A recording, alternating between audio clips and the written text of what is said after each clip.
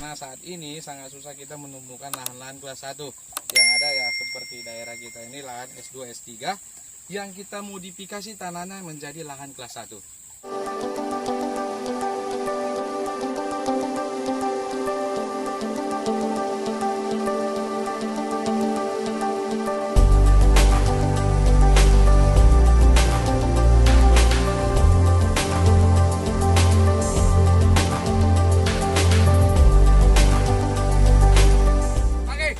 Salam planter, kembali bersama kita para planter Indonesia.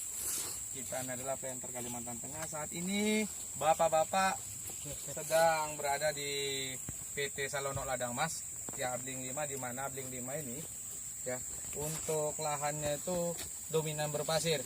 Dari 850 hektarnya full 850 hektar pasir. Jadi pada saat ini kita mau jelaskan bagaimana kondisi pasir di daerah kita. Ya, yang ada di hadapan teman-teman planter ini adalah kami sudah melakukan perataan tanah untuk melihat lapisan-lapisan yang ada di lapisan berpasir, lapisan tanah.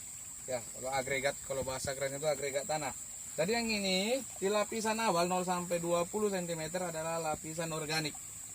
Kemudian 20 sampai 40 ini adalah kita sebut lapisan berpasir, ya. Kemudian dari 40 sampai 75, ini perkiraan 75, ini lapisan harpen, lapisan keras, sisanya adalah lapisan liat sampai ke bawah. Jadi kalau kita lihat untuk mengenal berpasir ini, di lapisan harpen ini kita bisa pastikan ini ada akar yang banyak karena akar ini tidak mampu menembus tanah. Ya, tidak mampu menembus tanah. Di sini air ada keluar, itu menandakan bahwa banyak air yang tertahan. Karena air tidak bisa meresap menembus harpen. Jadi untuk itu, untuk di lahan berpasir perlu kita buat namanya kultur teknis yang baik, bagaimana kita bisa mempertahankan tanaman ini berproduksi dengan baik. Ya, karena saat ini sangat susah kita menemukan lahan-lahan kelas 1 yang ada ya seperti daerah kita ini lahan S2 S3 yang kita modifikasi tanahnya menjadi lahan kelas 1. Apa yang dapat kita buat untuk memodifikasinya? Yang pertama, kita buat namanya paret discontinue. Di mana paret discontinue itu adalah di mana pada saat musim hujan air bisa dialirkan dan pada saat musim kemarau air bisa kita tahan. Itu yang pertama. Yang kedua, kita harus memastikan unsur hara selalu tersedia, yaitu dengan cara pemupukan organik. Pada saat tanam di lubang tanam itu kita berikan pupuk organik ya tandan kosong sebanyak 30 ton per hektar.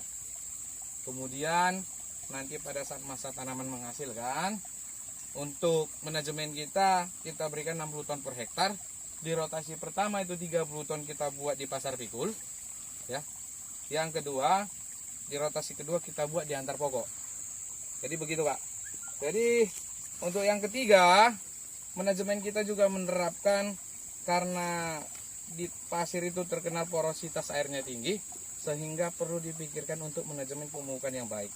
Di daerah berpasir, manajemen kita menerapkan pemakaian pupuk slow release, sehingga pupuk lambat tersedia, sehingga jadinya ada terus untuk diserap tanaman.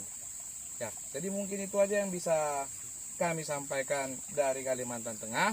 Semoga dapat menambah kasana para planter di Indonesia.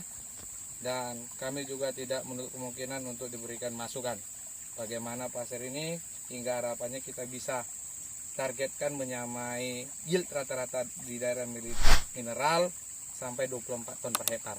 Ya, cukup sekian dari kami. Semangat pagi!